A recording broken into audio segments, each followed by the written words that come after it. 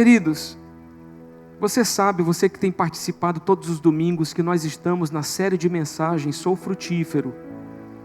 Nós começamos essa série esse mês, e até o final dele, todos os domingos, a gente vai dar continuidade à série de mensagens. Uma série de mensagens é como se fosse uma série do Netflix, né? Cada capítulo conta uma parte da história. Então, a gente está numa série gospel do Netflix aqui, esse mês. E a gente está falando sobre ser frutífero. Olha para a pessoa do seu lado e diz assim, com um olhar de profeta. Você sabe como é um olhar de profeta? É um olhar forte, né? Um olhar pesado. Você é frutífero, meu irmão. Você é frutífero. Você é top, né? Você é demais. Os irmãos que estão assistindo a gente na internet, a mesma coisa, são demais. E antes de começar a palavra de hoje, eu quero recordar com vocês os temas que temos tratado nesta série de mensagens que tem sido tão especial. Inclusive eu tenho recebido ligações e mensagens de pessoas nos agradecendo pelas mensagens que têm sido ministradas. A primeira mensagem foi com o pastor Richard, ele falou sobre ganhar. Foi um domingo poderoso. A segunda mensagem foi com a pastora Meire, que falou sobre alicerçar, consolidar. A terceira mensagem foi domingo passado, foi comigo, eu falei sobre discipular. E hoje, na quarta mensagem dessa série, eu vou estar falando sobre enviar. Domingo que vem, o pastor Emerson vai estar falando, trazendo a quinta e última mensagem da série, falando sobre frutificar. Irmãos, para mim, se tem alguém que tem autoridade em falar sobre esse assunto, é o pastor Emerson. É um homem frutífero. Então, ele vai trazer aqui princípios que ele vive. Nós já estamos juntos aí acho que há uns 10 anos, e esse é um dos homens mais frutíferos que eu conheço na vida. Então não perca não, você vai ser muito abençoado. E hoje eu quero falar sobre enviar. Essa série, ela tem sido realmente assim, um momento muito especial para a gente poder estar aprendendo e desenvolvendo coisas estagnadas na nossa vida. Então eu vou falar sobre enviar. E o tema dessa mensagem é enviando discípulos preparados e dispostos a servir. Você está disposto para servir? Ixi, tá não. Meu Jesus, tá não. Eu vou perguntar de novo, vou fingir que não falei nada. Essa série de mensagens vem nos ensinar. Alguém aqui está disposto para servir? Meu Deus. Aleluia. Graças a Deus. Então, nós temos que ser preparados, mas temos que estar dispostos a servir. Números, capítulo 13, a partir do versículo 1, a palavra diz: E falou o Senhor a Moisés, dizendo: Envia homens que espiem a terra de Canaã, que eu hei de dar aos filhos de Israel. De cada tribo de seus pais enviareis um homem, sendo cada um príncipe entre eles. E enviou-os Moisés do deserto de Parã, segundo a ordem do Senhor. Todos aqueles homens eram cabeças dos filhos de Israel. Você sabe o que eu penso? Que Deus quer enviar todos nós e nos usar de uma maneira específica para conquistar algo para o seu reino. Nós podemos ver aqui nesse texto de Números 13, o momento em que Deus, através de Moisés, envia 12 homens para espionar a terra que Ele mesmo havia prometido ao seu povo. Então Ele diz: Moisés, separa esses homens, homens que sejam cabeças em suas tribos, homens que possam espionar a terra. E o propósito disso, qual era? Era que seu povo conhecesse o desafio que estava à sua frente e assim também pudesse se preparar para enfrentá-lo. Você sabe, tem gente que não tem essa visão, mas se Deus chega para você e te diz assim: olha filho, eu quero que você vá pregar o evangelho na França, Me diz, irmão, o que você tem que fazer para que a promessa de Deus se cumpra? O que é, gente? Estudar francês. Aí Deus faz a promessa e diz assim: filho, eu vou te enviar para a França para você pregar o evangelho lá. Mas você não estuda o francês, você não se prepara. Quando a oportunidade chegar, você não vai poder entrar por ela, e você ainda vai culpar Deus por isso. É o que a maioria das pessoas faz. Ah, não tem emprego, mas você também não estudou e nem quer estudar. Você não quer se qualificar, você não quer buscar recurso, mas você quer um emprego. Você quer que Deus te dê um bom salário e uma boa posição. E Deus está te dizendo: eu quero que você seja próspero. Mas para que isso aconteça, meu irmão, você vai ter que trabalhar. Não dá para ficar dormindo o dia todo. Você entende? Que Deus nos faz promessas, mas a gente também tem que agir, se nós queremos ser enviados por Ele. E aqui fica uma chave importante para nós. Nem sempre o que Deus nos dá vem sem luta. Você ouviu isso? Nem sempre o que Deus nos dá vem sem luta. Você, por exemplo, tem um marido que não é cristão, minha irmã. Sabe o que você tem que fazer? Dizer: Deus, o Senhor me entregou meu marido, ele é meu marido. Porque o marido, ele pertence à sua esposa, a esposa ao seu marido. Então esse marido é seu, Deus te deu. Você se converteu, ele ainda não. Então agora você vai lutar. Você vai ser uma mulher santa, uma mulher sábia. Porque a Bíblia diz que a mulher santifica o marido também no convívio. Então, o meu marido é de Deus, mas ele está lá no bar bebendo, está bêbado, está perdido. O meu marido é de Deus, e você vai ter testemunho para conquistá-lo. É uma terra que Deus te prometeu, agora você tem que lutar por ela. Nossos filhos, não foi Deus que nos deu? Deus me deu João Pedro. Deus deu para você o seu filho, mas nós vamos ter que lutar para que essas crianças cresçam debaixo dos princípios da palavra. Nós não podemos achar que Deus nos deu, então Deus vai cuidar de tudo, deixa ser criado de qualquer forma. Não, Deus me deu, mas eu tenho uma responsabilidade de conduzir o João Pedro, para que ele se torne um homem de valor, o homem que Deus deseja que ele seja. Essa responsabilidade é minha. Deus deu aquela terra para aquele povo, mas tinha gigante lá. Mandou aqueles 12 espiarem a terra. 10 voltaram trazendo um relatório negativo. E 2, Josué e Caleb, dizendo: tem gigante, mas a terra é boa, é frutífera, mana leite e mel. O Senhor prometeu, Ele está conosco. Nós vamos ganhar essa terra. Nós vamos vencer isso. Por que Deus faz isso, pastor? Se Ele dá uma coisa, se Ele nos envia para algo, por que Ele faz isso conosco? Por que a gente tem que lutar? Deus não podia dar tudo de mão beijada? Sabe por que Deus faz isso?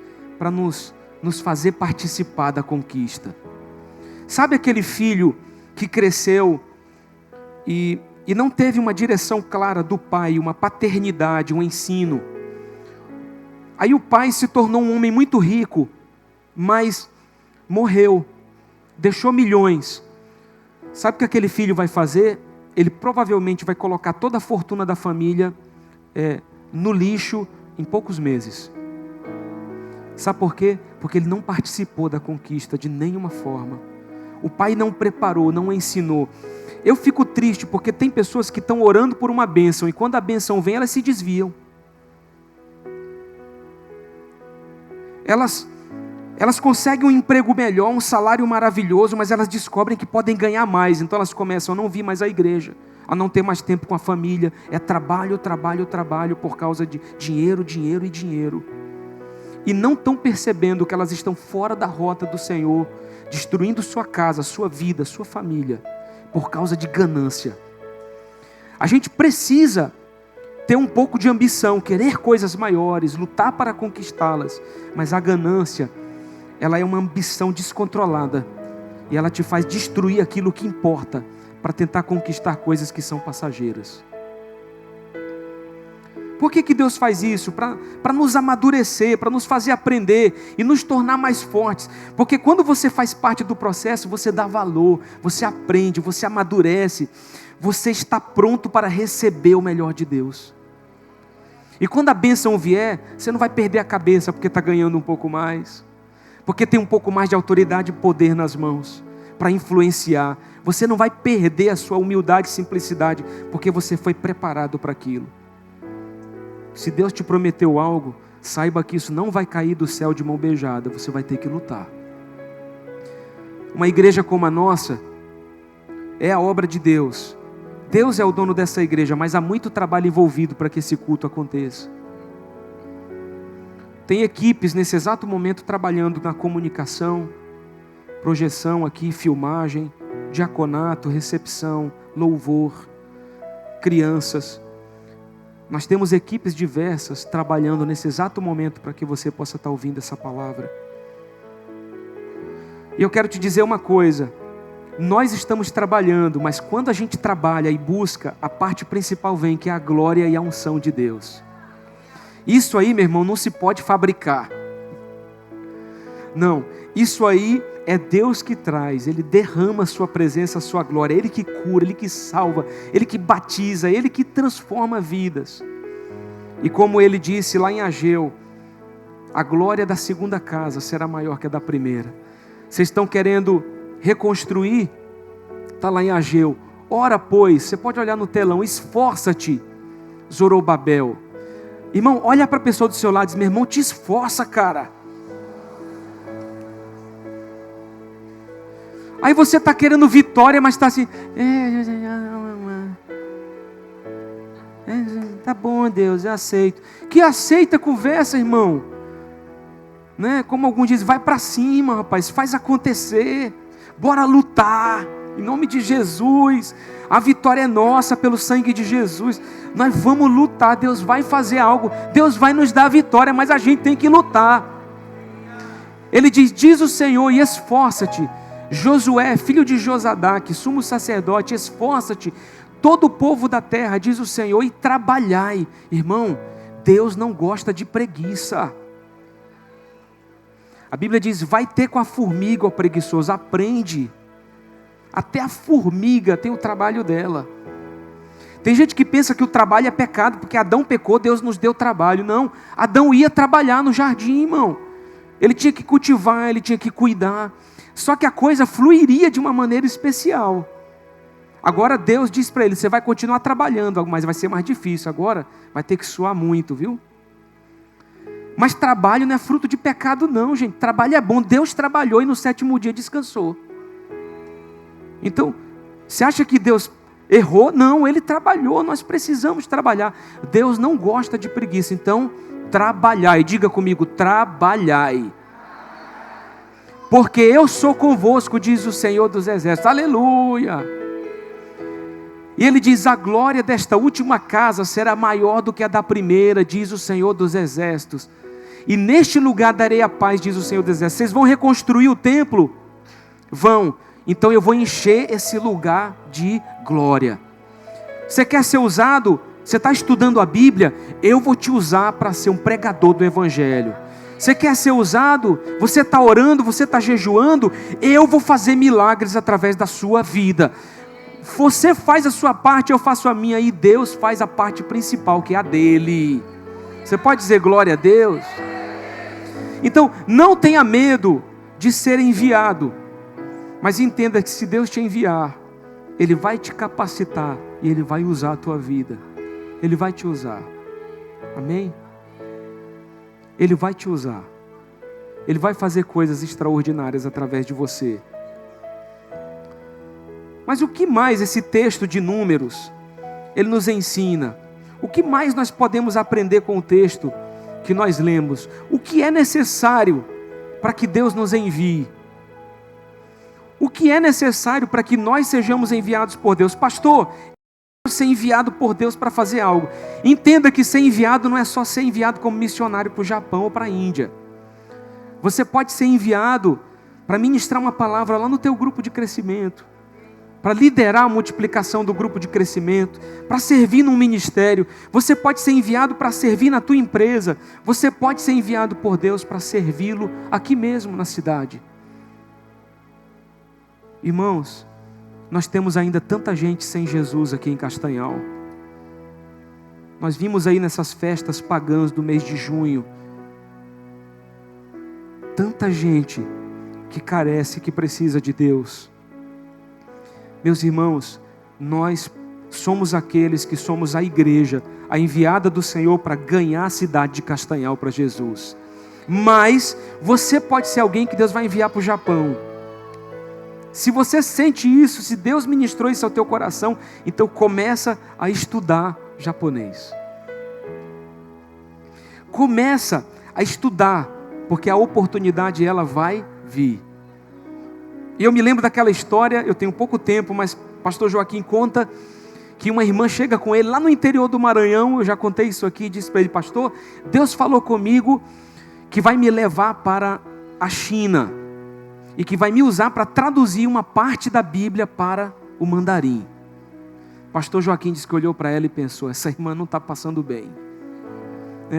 Ele disse que a irmã tinha um olho torto, uma perna torta, não andava direito, o português era horrível, mas ela tinha uma convicção. Disse: como é que essa irmã que não fala nem o português corretamente vai traduzir a Bíblia para o mandarim? Irmão, o fato é que essa irmã se tornou uma missionária. Um dia fez uma inscrição e ganhou uma bolsa de estudos numa universidade em Londres, lá na Inglaterra. Ela foi para lá. Estudando inglês, ela conheceu uma chinesa na turma dela. E a chinesa disse para ela: olha, quando você quiser ir para a China, eu te recebo na minha casa. Essa irmã concluiu o curso de inglês, voltou para o Brasil e disse para o pastor Joaquim: pastor, estou indo para a China.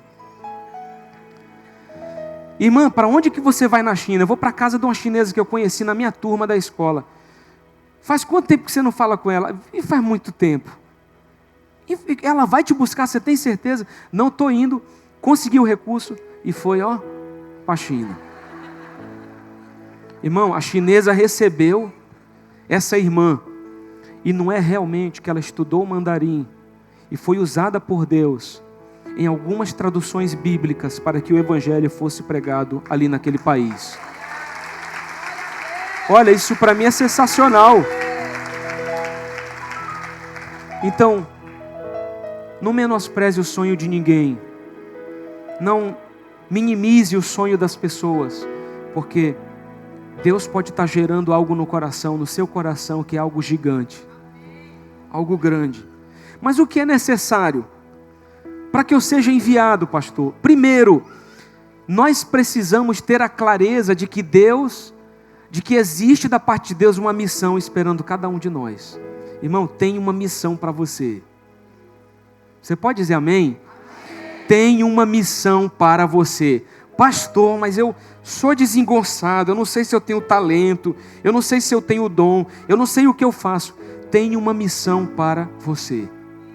Você tem algum talento, você tem algum dom. Todos nós podemos contribuir de alguma forma para que Deus seja glorificado e vidas sejam alcançadas. E assim o reino de Deus se expanda. Você sabe por que eu tenho essa convicção no meu coração? Olha o que diz em 1 Coríntios 10, 31. Eu tenho que treinar mais, ficou muito pequeno, mas tá bom. Portanto, quer comais, quer bebais, ou façais qualquer outra coisa, fazei tudo para a glória de Deus. Não vos torneis causa de tropeço, nem para judeus, nem para gentios, nem tampouco para a igreja de Deus. Assim como também eu procuro em tudo ser agradável a todos, não buscando o meu próprio interesse, mas o de muitos, para que sejam salvos. Eu quero dizer para você que não importa onde você vá, ou aonde você esteja, você é um representante de Jesus. Já aconteceu comigo. Esses dias eu marquei uma consulta, era para 14h. Eu fui chamado 21h. Já passaram por isso? Muita gente, né? O médico atrasou, chegou depois, tinham outros pacientes na minha frente. Irmão, fui embora para casa. Eu falei, não tem condições, eu tinha outra coisa para fazer.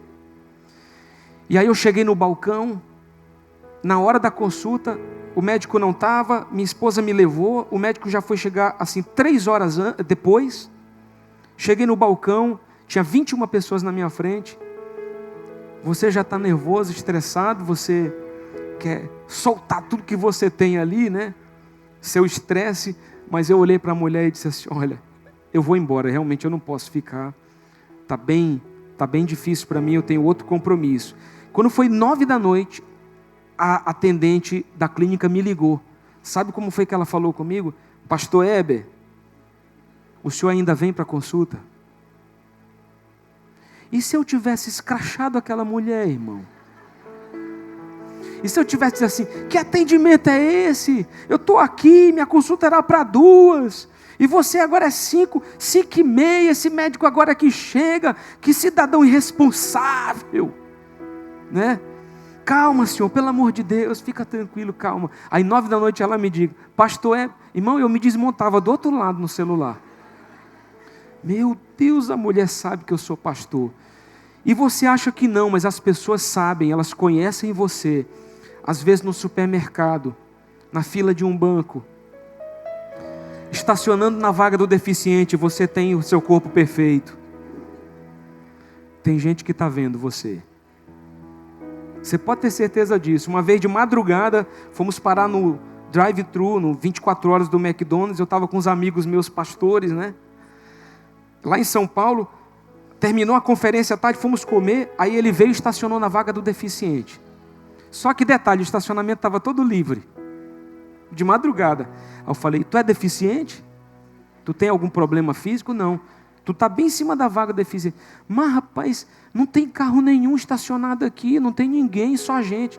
É pecado. É pecado.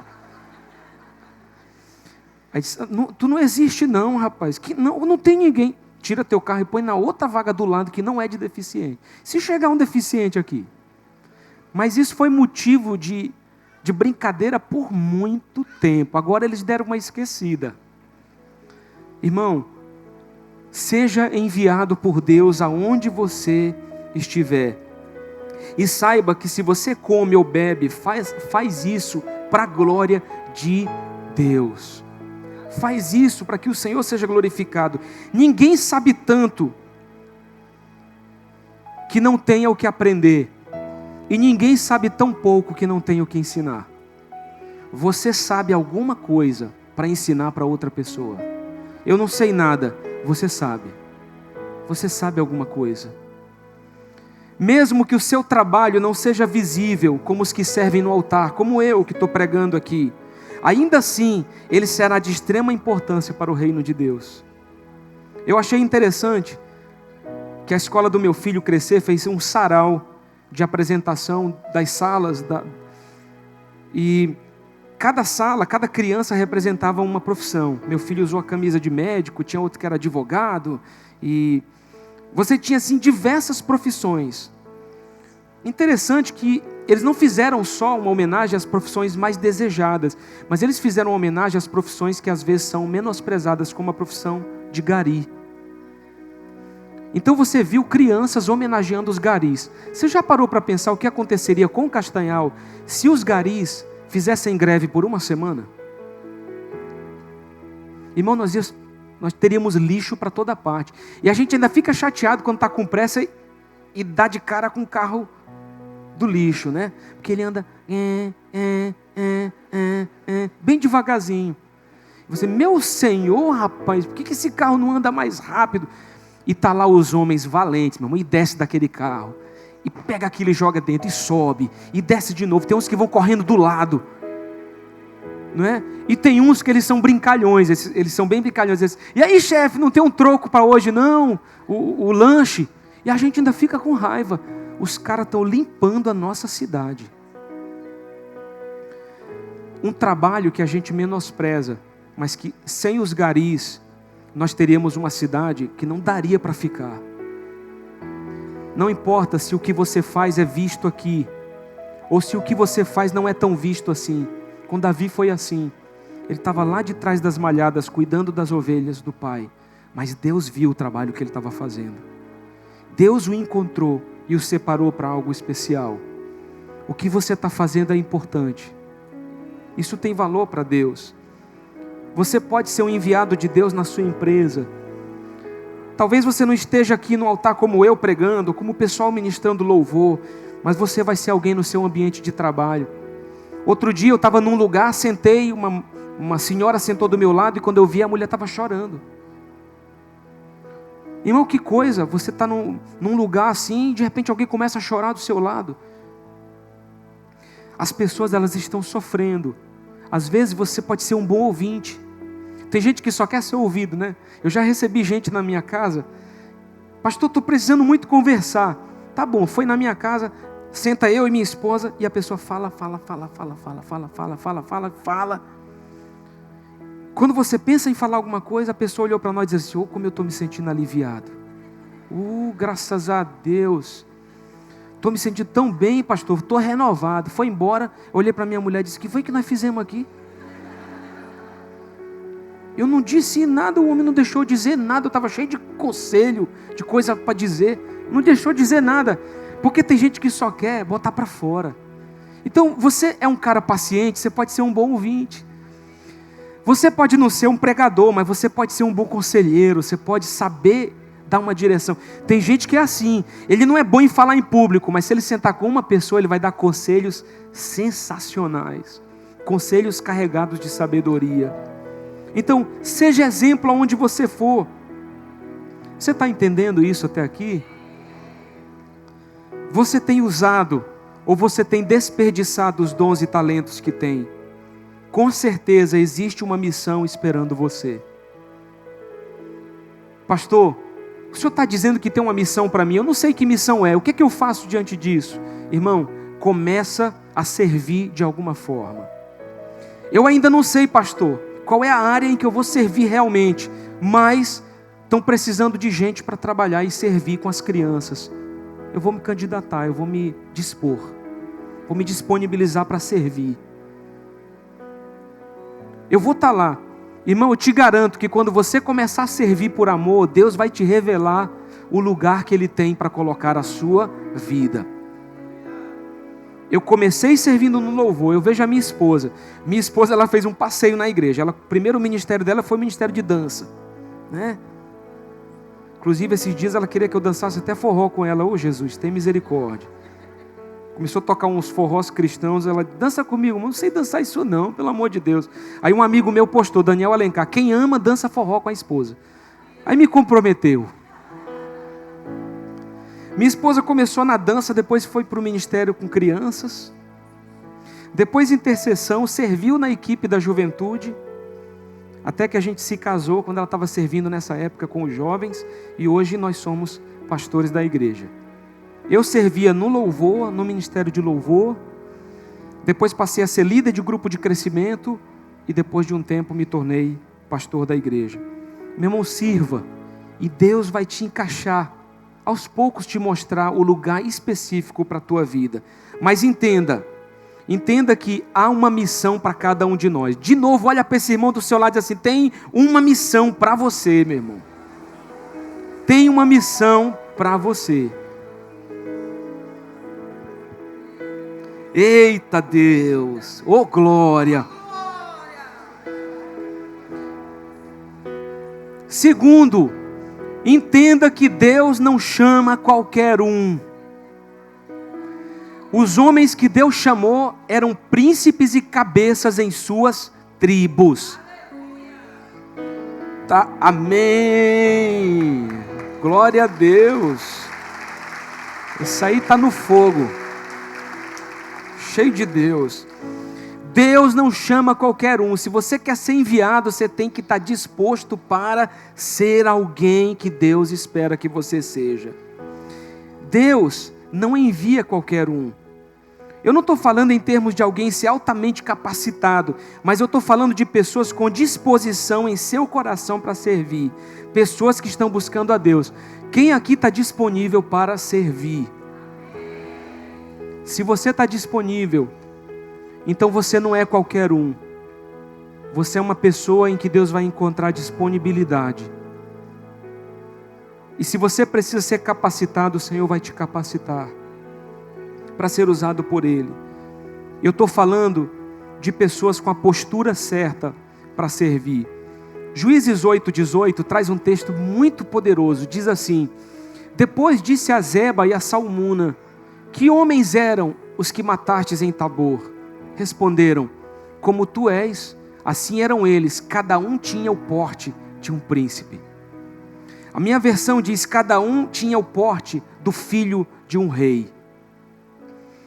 Minha esposa me corrigiu hoje, porque eu me confundi pela manhã. Salmuna e Zeba eram reis dos midianitas, e eles haviam contribuído para a derrota do povo de Israel no combate aos filisteus. E eles haviam matado algumas pessoas que faziam parte do exército de Gideão. Só que Gideão captura eles e diz: vocês vão morrer por causa do que vocês fizeram. Quem foram os homens que vocês mataram? Eu quero saber disso primeiro. Eles olham para Gideão e dizem assim: os homens que nós matamos eram homens que tinham posturas de filho de rei. Rapaz, isso é muito forte, meu irmão. Gente que tinha uma postura como príncipes. Você sabe que quando nós nos dispomos a servir, nós dizemos assim, como Davi: Golias vem contra mim com espada e lança, mas Davi adquiriu uma postura e disse: eu vou contra ti em nome do Senhor dos exércitos. Eu vou te vencer, não porque eu tenho força em mim mesmo, mas porque Deus está comigo. Essa postura, nós vemos isso na vida de Davi, que estava escondido de trás das malhadas, mas que Deus levantou para ser rei. Nós vemos a postura em Pedro. Deus fala para ele: olha, eu vou te fazer mais do que pescador de peixes, mas pescador de homens. Quando ele se converte, é cheio do Espírito Santo, ele ganha milhares para o Senhor. Nós vemos isso na vida de Moisés, que já tinha em seu coração o desejo de libertar o seu povo, a ponto de ter matado um egípcio numa briga com um judeu, com um hebreu. E Deus o chama, e Moisés se torna um dos maiores líderes da história. Talvez eu poderia dizer que depois de Jesus, o maior líder da história. Um homem que conduzia um povo pelo deserto. Irmão, que coisa tremenda. Se você já teve a experiência de ir num deserto, irmão, é difícil demais estar no deserto. Quando nós estivemos agora no deserto, o deserto amanhecia com 5 graus, meio-dia ia para 17, 6 da tarde para 26, à noite caía de novo para uns 15, de madrugada ia para menos 20. Você consegue entender um lugar com a variação tão grande de temperatura? Clima de deserto. Moisés passou tantas lutas, mas conduziu aquele povo. Abraão, que obedeceu a Deus: sai da tua terra, Abraão, da tua parentela, para a terra que eu vou te mostrar. Eu vou fazer coisas extraordinárias na tua vida. Mas para onde, Senhor? Não sai do lugar que eu te mostro para onde. Dá o próximo passo. Vai em frente. Por isso ele é considerado o pai da fé. Mas e nós? Como nós temos caminhado? Será que nós podemos ser enviados por Deus para alguma missão hoje? Se nós tivéssemos vivido em tempos bíblicos com a postura que temos hoje, será que nós seríamos escolhidos por Deus como esses homens foram? Se você, do jeito que você é agora, com a postura que você tem agora, tivesse vivido nos tempos bíblicos, será que você seria um homem digno como esses homens? Será que Deus te convocaria para algo assim? Qual a missão que Deus tem para nós? Ele tem uma missão para nós, mas Ele não chama qualquer um. E antes de partir para esse próximo ponto, eu leio o texto de 2 Timóteo 2,15, quando Paulo diz a Timóteo: procura apresentar-se a Deus aprovado, como obreiro que não tem do que se envergonhar, mas que maneja bem a palavra da verdade. Obreiro aprovado, diga aprovado. Irmão, quem é aprovado? Quem passou pela prova. Não é aquela música da Cassiane? Eu não sei se é da Cassiane, que vou passando pela prova dando glória a Deus. Mas a Cassiane não tem uma música assim também? Então tá bom, é do Lázaro, desculpa, irmão. Não tem problema. Ele tem também. Nós vamos passar pela prova, vamos ser aprovados e vamos nos apresentar diante de Deus aprovado. Diz para essa pessoa, esse irmão do seu lado: você é aprovado, meu irmão. Aprovado. Tem gente que fica com vergonha, né? Esse pastor toda hora fica pedindo para a gente falar com os irmãos. Irmão, minha origem é batista, os batistas são assim. A gente gosta desse negócio. Então, você vai ser aprovado por Deus. Nunca pense que a obra de Deus se faz de qualquer forma. É para Deus, está tudo bem. Eu precisei me preparar para trazer essa palavra para vocês. Nós precisamos nos preparar.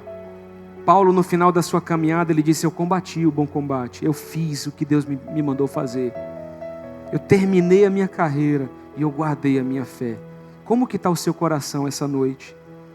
Deus não quer que você o sirva por obrigação, mas por amor.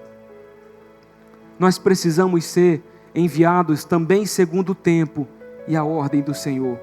Tem uma missão para nós. Não podemos ser enviados de qualquer forma e temos que ser enviados na hora certa, precisando de um comando de Deus e precisando do reconhecimento de Deus e dos nossos líderes. Eu disse: Deus, por que o Senhor quer que eu seja um pastor? Não era o que eu esperava, não era o que eu tinha planejado, mas de alguma forma Deus me escolheu para isso. Deus me escolheu para que eu estivesse aqui. Deus escolheu você para uma missão. Ele vai te capacitar. Mas não queira ir a um lugar ou a uma missão para a qual Deus não te enviou, ou para a qual seus líderes não estão te apoiando. Saiba esperar, saiba honrar sua liderança. Josué, ele era um homem obediente a Moisés. Por isso depois ele acabou se tornando o sucessor quando Moisés morre. Como tem sido a sua postura? Será que você é o tipo de filho que quer conquistar o mundo, mas que não quer honrar os pais de nenhuma forma, o que você recebeu deles? Eu não estou nem aí, pastor, para os meus pais. Primeira oportunidade que tiver, eu saio de casa. Olha, não sei quando eu ligo de novo. Não sei quando eu vou querer falar com eles de novo. Eu não quero saber.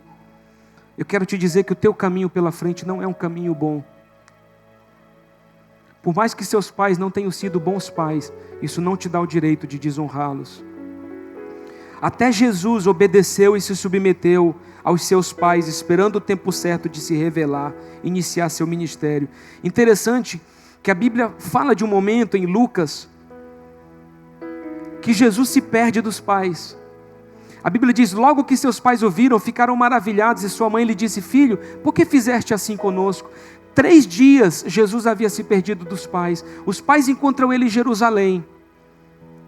E Maria diz: teu pai e eu, aflitos, estamos à tua procura, filho.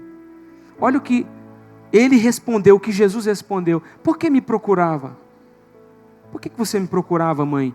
Não sabias que me cumpria estar na casa do meu pai? Você não sabia que eu tinha que estar aqui na casa do meu pai? Você achava que eu estava perdido? Eu estava na casa do meu pai. Interessante que o texto continua dizendo: não compreenderam, porém, as palavras que Jesus lhes dissera, e desceu com eles para Nazaré, e era-lhe submisso. A Bíblia diz que Jesus, mesmo assim, se submeteu aos pais. Sua mãe, porém, guardava todas estas coisas no coração, e crescia Jesus em sabedoria, estatura e graça, diante de Deus e dos homens. Se você quer crescer, não dá para crescer em submisso. Não dá para crescer sem referência. Não dá para crescer se você não tem alguém em quem se espelhar. Jesus crescia. Interessante que nesse momento é como se Maria estivesse dizendo: por que você fez isso, Jesus? Não é o tempo ainda, filho. Vai haver um tempo, mas não é o seu tempo ainda. Aí lá em João, a Bíblia nos mostra um momento em Caná da Galileia, num casamento. Diz assim: 3 dias depois houve um casamento em Caná da Galileia. Jesus já era adulto agora, muitos anos havia se passado, achando-se ali a mãe de Jesus no casamento. Jesus também foi convidado com seus discípulos para o casamento. Tendo acabado o vinho, a mãe de Jesus lhe disse: eles não têm mais vinho. Presta atenção nisso. Mas Jesus lhe disse: mulher, que tenho eu contigo? Você sabe que alguns de nós interpretamos isso como uma reação ignorante de Jesus contra Maria. Ele foi tão áspero, mas você sabe que na linguagem nativa deles, na época, dizer assim, mulher, era valorizar a pessoa com quem você estava falando. Era como se ele dissesse: mãe, você, mulher de valor. Que tenho eu contigo? Ele não está dizendo assim, eu não quero saber do que você está dizendo. Jesus está dizendo assim, que tenho eu contigo? Mãe, você é uma mulher de valor, não se preocupe. Não se preocupe. Tudo vai acontecer no tempo certo. Jesus não desrespeitou Maria aqui. Ainda, Jesus diz, não é chegada a minha hora. Não se preocupe com isso. Mas olha o que Maria diz, então ela falou aos serventes, fazei tudo o que ele vos disser. Vocês conseguem ver que Maria foi usada por Deus para mostrar o tempo certo na vida de Jesus? Porque Jesus naquela noite transforma a água em vinho. A mesma mulher que disse para ele quando ele tinha 12 anos, filho, ainda não é a hora. Por que você está perdido de nós? E Jesus se submete, é a mesma que chega no casamento e diz, filho, agora é a hora. Você vai começar o teu ministério aqui. Você vai começar os milagres aqui. Tem muita gente que quer fazer as coisas desgarrada do pastor, do líder. Eu quero te dizer que um pastor nos protege. Uma liderança nos cobre. E se você quer fazer as coisas sem estar ligado a alguém, você faz as coisas não debaixo de autoridade, mas você faz as coisas debaixo de desobediência. Isso não vai trazer bons resultados para a sua vida. As mesmas pessoas que hoje estão dizendo para você, não é hora de casar, filho. Você está querendo casar, essa não é a pessoa certa para você. Quantas pessoas eu já disse isso, a pessoa casou, os pais disseram, filho, por favor, essa moça não é moça de Deus para você. Você não percebe isso? Casou e depois teve problemas tremendos. Quando Deus quer, Ele move até o coração do rei, irmão. Ele inclina o coração do rei a nosso favor. Então a mesma pessoa que pode te dizer não, é a pessoa que Deus vai usar para dizer sim. Vai, eu estou contigo, eu te abençoo, eu te libero. Vai em frente. Danduque que diz, eu amo esta frase, eu amo. No centro da vontade de Deus existe paz, poder e provisão. Aleluia. Se você está no lugar certo, tem paz, poder e provisão para a tua vida. Esteja sujeito à autoridade. Jesus disse, Pai, se for possível, passa de mim esse cálice. Contudo, não seja feita a minha vontade, sim a tua. Pai, eu me submeto ao teu governo. Porque só tem autoridade quem está debaixo de autoridade. Você não pode querer ter autoridade se você não se submete a autoridade nenhuma. Porque toda autoridade é constituída por Deus. E aqueles que não se submetem, eles na verdade estão querendo esconder seus pecados e erros. Alguém chegou para mim de uma outra igreja, um rapaz que está servindo a gente, um pedreiro, né? Ele está servindo lá na chácara conosco. Ele chegou para mim e disse assim, pastor, eu fui convidado para pregar numa outra igreja. Só acha que é pecado se eu for sem avisar o meu pastor? Aí eu disse para ele, cidadão, se tu me procurou é porque tu já está sem paz. Tu está querendo bem que eu te libere para pecar. Não foi, pastor? Eu não vou te liberar para isso. É claro que tu tem que procurar o teu pastor e dizer, pastor, ora por mim. Me libera para eu estar ministrando ali em outra igreja. Se ele é um pastor saudável, ele vai orar por ti e você vai pregar. Se ele acha que essa igreja não é uma igreja legal para você ir, então ele vai te proteger e dizer, não vai, filho, esse lugar não é legal para você. Isso não é bom. Então só tem autoridade quem está debaixo de autoridade.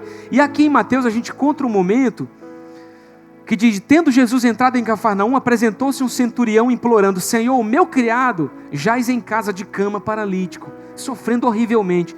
Jesus lhe disse, eu irei curá-lo.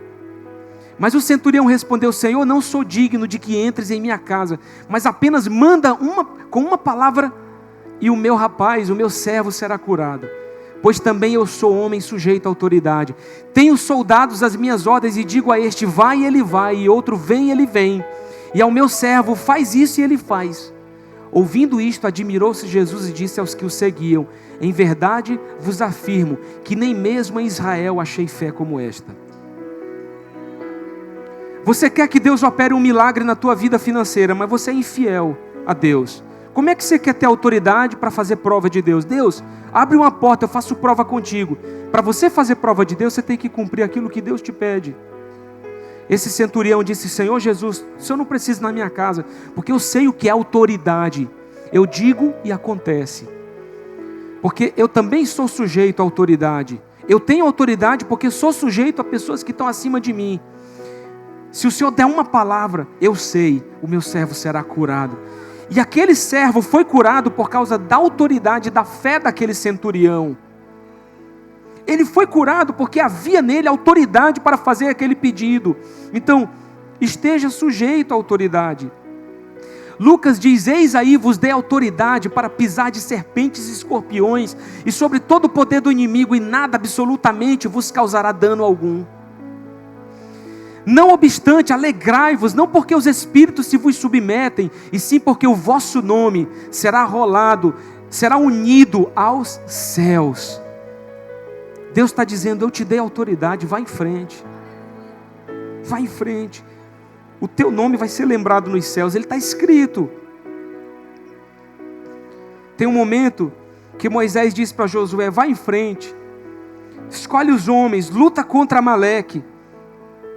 A Bíblia diz que Josué, lá em Êxodo, desbaratou a Amaleque, a seu povo, a fio da espada. Então disse o Senhor a Moisés: escreve isto para a memória no livro, e repete-o a Josué. Eu achei isso fantástico. Deus está dizendo assim: Moisés, eu vou escrever essa vitória no livro. Fala isso para Josué, lembra ele que isso vai estar escrito. Eu não vou esquecer do que ele fez, porque eu hei de riscar totalmente a memória de Amaleque de debaixo do céu. Eu quero destacar, e eu já estou caminhando para terminar, especialmente a vida de Josué, sucessor de Moisés. Um homem que tinha autoridade porque estava debaixo de autoridade. Um homem escolhido por Deus para ser o sucessor de Moisés. E Deus chega para ele e diz: Josué, Moisés está morto. Isso está lá em Josué capítulo 1. Ele diz: Moisés morreu. Agora é você que vai assumir o lugar dele. Dispõe-te. Se levanta, seja firme. E ele diz: ninguém, lá no versículo 5, poderá te resistir todos os dias da tua vida. Como fui com Moisés, assim serei contigo, não te deixarei, nem te desampararei.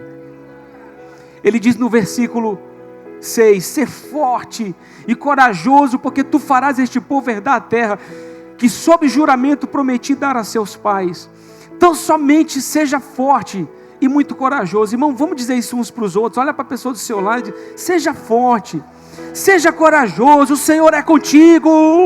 O Senhor é contigo, meu irmão. Seja forte, não tem medo não. Permita que Deus, que as mudanças necessárias aconteçam na sua vida. Se você quer ser enviado por Deus, você vai ter que mudar. Tem que mudar ou mudar.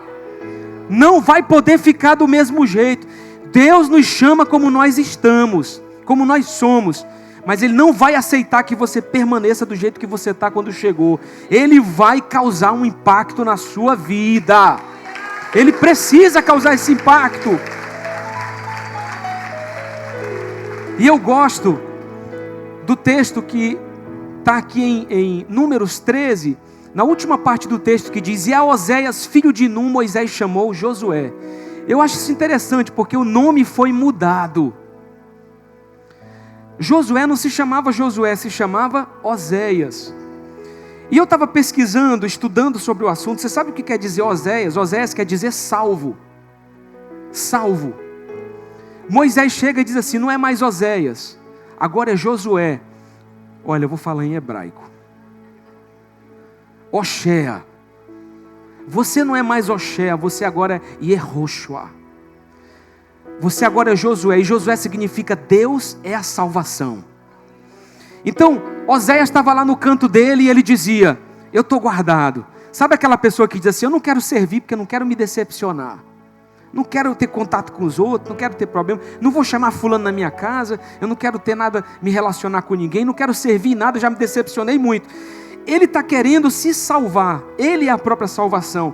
Mas Oséias foi chamado de Josué. Ele disse agora: espera aí, rapaz, eu vou servir, eu vou me arriscar, eu vou me lançar, porque não sou eu que me salvo, não sou eu que me guardo, Deus é a minha salvação.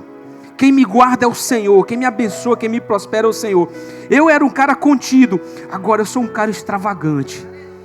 Eu vou botar para fora tudo que Deus tem me dado. Você não é mais Oséias, você agora é Josué. Eu gosto do que Deus faz também na vida de Jacó. Jacó, cujo significado realmente era suplantador. Tem um encontro com Deus, e Deus diz assim: eu vou mudar o teu nome, Israel.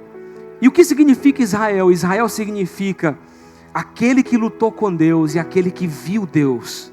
Rapaz, de suplantador, de enganador, para aquele que lutou e viu a Deus e teve um encontro com Deus. Estava lá Saulo. Você sabe o que quer dizer Saulo? Muito desejado. Saulo, um cara que cresceu aos pés de Gamaliel, cheio de conteúdo, falava vários idiomas, perseguia os cristãos, muita autoridade, orgulhoso. Aí Deus disse para ele: tu não é mais Saulo, agora tu és Paulo. Sabe o que é Paulo? Significa pequeno, humilde. Então Deus disse para ele: rapaz, eu vou te mostrar como é necessário você servir pela pregação do Evangelho. Você não é mais Saulo, você não é mais orgulhoso, autossuficiente. Eu vou te transformar em Paulo, um cara simples, um cara humilde, que vai proteger o Evangelho, que vai ser um pregador do Evangelho. Quando Deus nos chama, meus irmãos, o nosso nome, ele será trocado. O meu nome, é claro, continua sendo Heber, mas as pessoas agora me conhecem por ser pastor Heber. Eu represento Jesus. Você era João, agora você é o irmão João, é o cristão João. Você agora é o representante de Cristo. A mudança do nome significa mudança de postura. Você estava num nível, agora Deus te leva para um outro nível. Você tem uma postura diferente diante do Senhor. Isso muda tudo. Isso muda a tua perspectiva de visão. Isso muda as tuas ações. Isso tem que mudar as tuas escolhas. Porque agora eu, como pastor Heber, não represento só a mim ou a minha família. Eu represento o corpo de Cristo, a igreja. Eu represento a Jesus. Se eu peco, se eu erro, se eu gero um escândalo, isso vai ser um problema para toda a igreja. Eu tenho uma responsabilidade. Isso acontece conosco, porque Moisés, ele teve essa ação de trocar o nome de Oséias para Josué. O que levou ele a fazer isso? Eu creio que Deus vê em nós as características para mudar a história da nossa vida. E eu estou realmente terminando agora. Confie no Senhor, tenha coragem e vá em frente. Vai em frente, dá um empurrão aí no sermão assim. Vai em frente. Vai, irmão, vai, pelo amor de Deus, vai. Vai. Vai em nome de Jesus. Vai. E eu me lembro daquela história do cara que chega, você já conhece, eu também não sou um bom contador de piada. E chega e diz assim: olha, a minha piscina está cheia de crocodilo, piranha, tem tudo que não presta aqui dentro.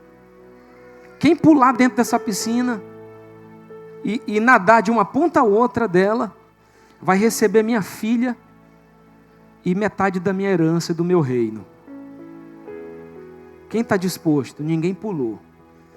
Alguém, de repente alguém pula na piscina e sai nadando, meu irmão, no desespero. E dá murro em jacaré, e faz tudo com piranha e tudo, e sai do outro lado todo rasgado. E o cara está lá, meu irmão, numa situação terrível, e o cara chega: rapaz, você é corajoso, você é tremendo, você é maravilhoso. Que coragem! Está aqui minha filha mais bonita, está aqui para você, metade do meu reino está aqui para você. E o cara olha e diz assim: eu só quero saber uma coisa, quem foi que me empurrou dentro dessa piscina? Quem me empurrou aqui dentro? O cara não se lançou sozinho, foi empurrado. Você sabe que tem gente que tem que ser assim. Não é a águia que cuida do filhote e chega o momento que ela empurra e deixa ele cair para ver se ele alça o seu primeiro voo. Deve ser, meu irmão, bem desesperador para aquela águiazinha. Mas às vezes você tem que dizer: vai. Eu estou dizendo isso para você essa noite, vai em frente. Deus tem uma missão para você. Você pode servir conosco. Às vezes você não para pensar em quantas deficiências nós temos nos ministérios aqui mesmo, da igreja. Às vezes o teu líder de GC, de grupo de crescimento, está dizendo, dá uma palavra no meu grupo de crescimento, e você está cheio de medo, eu não vou. Irmão, vai, pega o aplicativo da igreja, puxa o estudo e diz assim, olha, nem que eu leia o estudo todinho, eu vou fazer alguma coisa. Irmão, não sei pregar, eu vou ler o estudo. Eu já vi gente que subiu para pregar, tinha 45 minutos, em 15 minutos ele terminou a pregação. Não tinha mais o que falar e ficou, e agora? Tem 30 minutos, o que é que eu falo? E agora? Não fala nada, diz que acabou. E ora pelo povo. Não tem que inventar história, não tem que fazer coisa para mostrar alguma coisa para alguém. Seja você mesmo, você tem uma identidade, confia no Senhor, vá em frente. Eu não sei pregar, diz assim, Jesus te ama, você é importante. Todo dia, quando eu venho deixar meu filho na escola, eu passo aqui em frente ao Ministério do Trabalho, na esquina, em frente à Assembleia de Deus. Tem um cara, eu acho que ele deve ser assembleiano, não sei, porque ele tem a gente conhece pelas características, né? Se eu fosse assembleiano, eu estava aqui agora de terno e gravata, não é? Não estou falando mal, cada um tem a sua forma, tá? Então, todos têm essa liberdade, e graças a Deus pela vida dos irmãos da Assembleia. Eu acho que ele é assembleiano, que ele prega com muito vigor, e ele vai marchando, meu irmão, igual um soldado. E se você já passou ali, você vê que faz uma fila do pessoal fazendo carteira de trabalho, né? Meu irmão, ele vai de um ponto a outro. Aí ele para, ele abre a Bíblia, ele volta, ele vai e vai pregando. Tem gente que passa e diz assim, esse cara é doido. Já eu disse assim, esse cara é visionário. Ele está construindo um tesouro no céu. Deus, usa esse homem. Me dá coragem para pregar o evangelho assim, Senhor. Talvez você nunca faça isso. Minha voz nem é alta para ser projetada daquele jeito. Aquele homem tem garganta. Mas você pode ser usado para alguém na tua empresa para dizer assim, não te desespera não, Jesus é bom, Ele te ama, Ele tem solução para a tua vida. Com Moisés foi assim, com Gideão foi assim. Mas Senhor, Moisés disse, eu sou gago. Rapaz, eu vou te usar. Vou fazer coisas grandes. Gideão disse, eu sou o menor da menor tribo.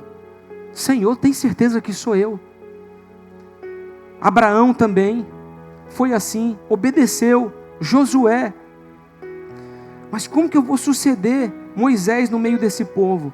Mas a minha pergunta é, e eu finalizo dizendo, como será conosco? E eu creio que vai ser do mesmo jeito. Você pode dizer amém? Amém para isso? Você pode ficar de pé aí no seu lugar?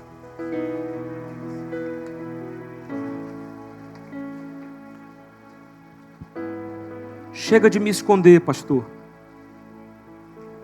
Chega de me esconder, eu não quero mais. Às vezes, o que nós precisamos é dar o próximo passo, é agir com fé, como diz em Hebreus 11:1. É agir como Abraão, como diz em Romanos, que esperando contra a esperança, creu, para vir a ser pai de muitas nações. Segundo lhe fora dito, assim será a sua descendência. E sem enfraquecer na fé, embora levasse em conta o seu próprio corpo amortecido, velho, sendo já de 100 anos, e a idade avançada de Sara, ele creu. Pastor, Deus me falou que eu vou ser um homem muito próspero, muito rico, mas eu não tenho nada hoje. Irmão, começa a trabalhar com o que você tem.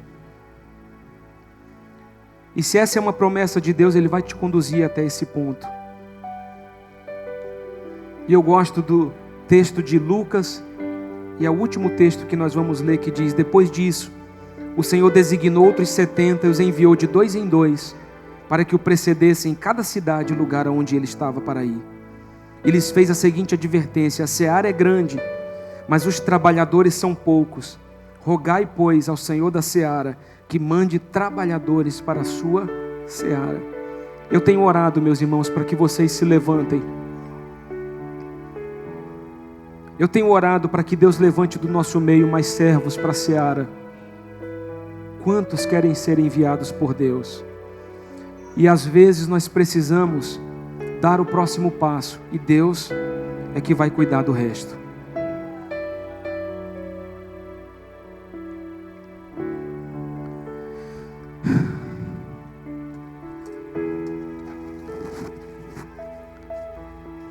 Houve muitos momentos em que eu, na minha caminhada, tive medo. E achei que não conseguiria, que não daria certo. Mas eu tô aqui 12 anos quase depois, ainda estou firme com Jesus. E eu tenho dito: Senhor, eu escolho o caminho da saúde, do perdão, da obediência, o caminho da submissão. E eu tenho provado na minha vida de paz, de poder e de provisão milagrosa do Senhor. Eu quero que você prove na sua vida dessa paz, desse poder e dessa provisão. Eu vou perguntar mais uma vez essa noite, e eu quero que você pense na sua resposta, porque isso vai ser registrado no céu, e eu quero orar por você. Quantos aqui essa noite, diante da vida que tem hoje, gostariam de dizer: Deus, eu quero mudar no que for preciso, eu quero ter a clareza da minha missão, e eu quero servir mais o Senhor, eu quero frutificar mais e servir mais na expansão do teu reino? Levanta a sua mão, para que Deus veja. Não sou eu não, é o Senhor. Muito bem. Eu quero que você ponha essa mesma mão no seu coração, e que você por um momento ainda ore dizendo: Deus, eu estou aqui me dispondo. A gente pode cantar essa canção? Eu estou aqui me dispondo.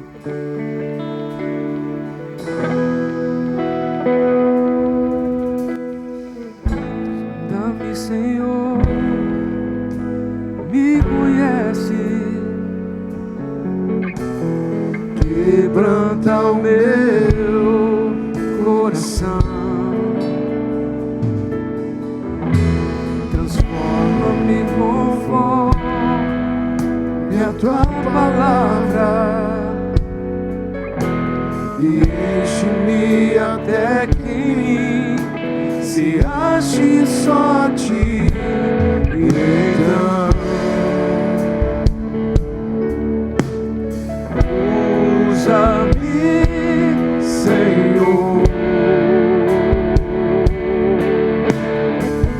usa-me como um farol que brilha à noite, como um ponte sobre as águas, como abrigo no deserto, flecha que acerta o alvo. Eu quero ser usado da maneira que te agrada, em qualquer hora e em qualquer.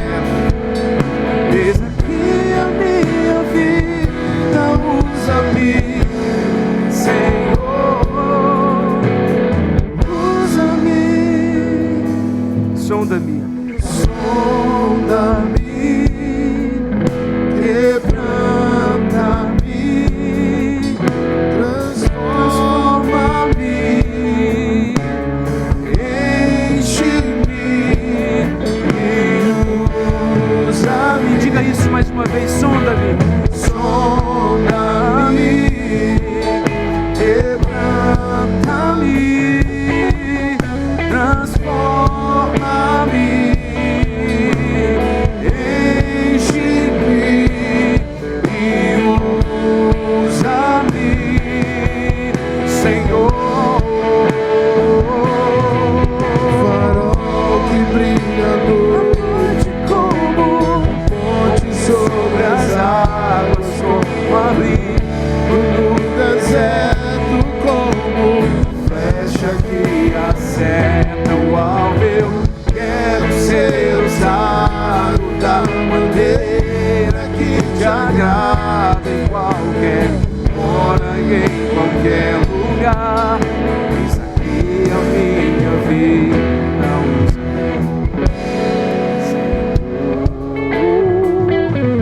usa-me. Pai, nós oramos, nos colocando diante de Ti, erguendo as nossas mãos, disponibilizando os nossos corações e dizendo: eu quero servir o Senhor.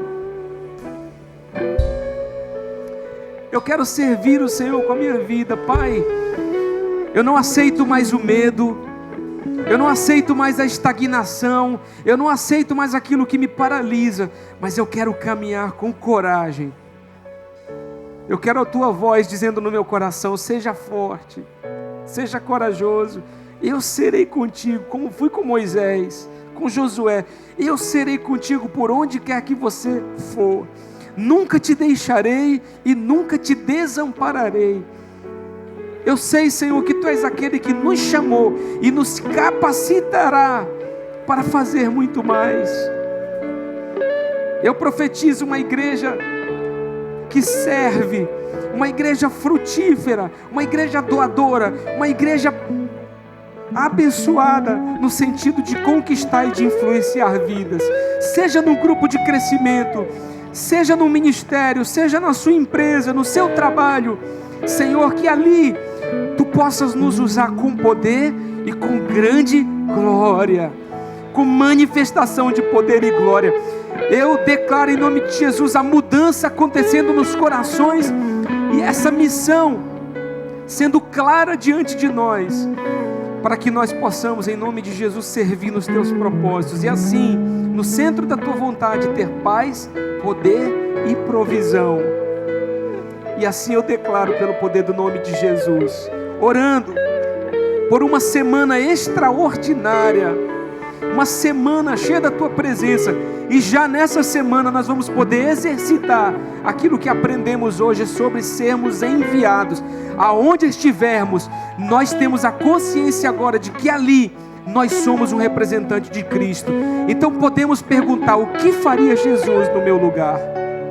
Usa-nos, Pai, para ganhar essa cidade, pelo poder do nome de Jesus. Amém e amém. E que o Senhor seja louvado. Oh!